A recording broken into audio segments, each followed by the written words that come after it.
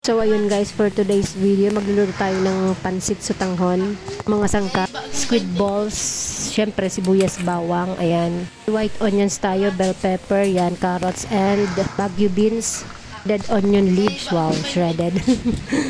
May repolyo pa nga pala. Syempre, hindi mawawala yung manok na pansahog natin para mas masarap at malasa, 'di ba? So ayun na nga, sisimulan natin sa paggigisa ng sibuyas, bawang. Ayan, ano ba yan? Parang laki naman ng inyong lutuan na yan ah.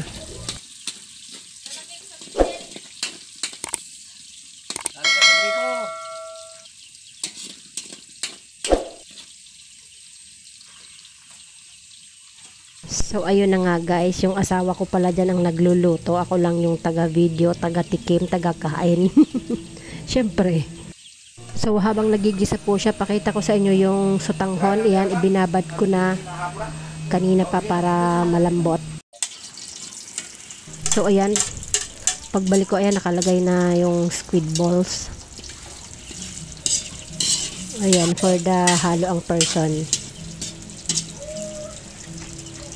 So ayun, habang naghahalo siya, thank you for my subscribers dyan.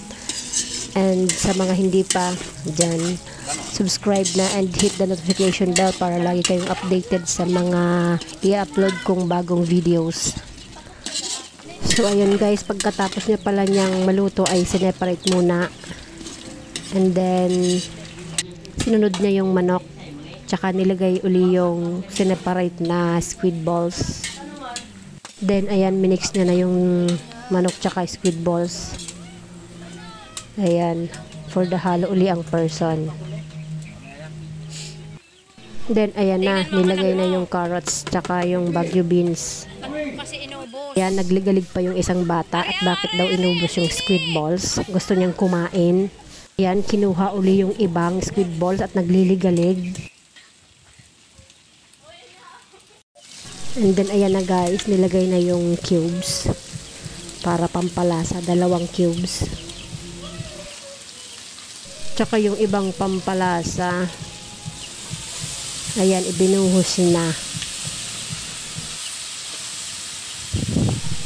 And then kailangang haluin ulit para magmix yung mga sangkap at pampalasa na nilagay.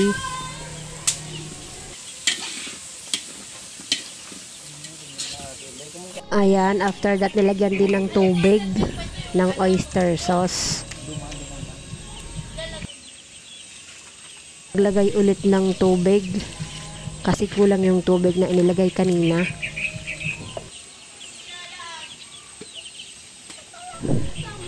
And then nag-add siya ng ng toyo. Bilisan mo na dyan at maano na yung gulay. Lambot na. Meron pang patis.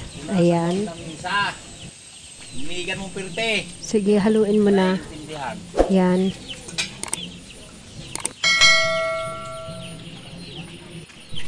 Halo, halo. Haluin mo para mag-mix. Ayan, parang kulang pa. Naglagay ulit ng toyo. Siyempre, tansya na niya. Sa pagkakataong yan, nilagay na pala yung repolyo, bell pepper, tsaka yung white onions. Then ayan, nilagay na yung sutanghon na pinalambot ko kanina sa tubig, ibinabad.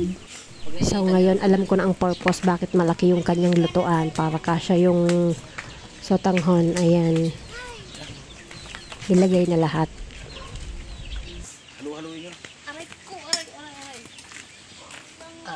And syempre yan, for the halo uli ang person para mag-mix yung mga ingredients dyan sa sutanghon.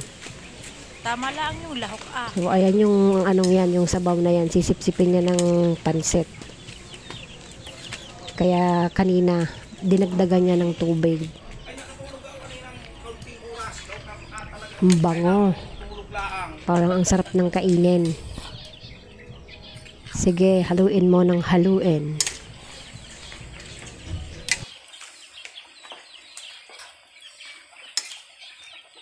So ayan na nga guys, yung finished product.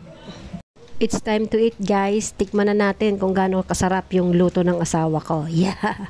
So ayan, mukhang nag-enjoy naman sila sa pagkain. And yun, dito nagtatapos yung aking video. Thank you. Bye.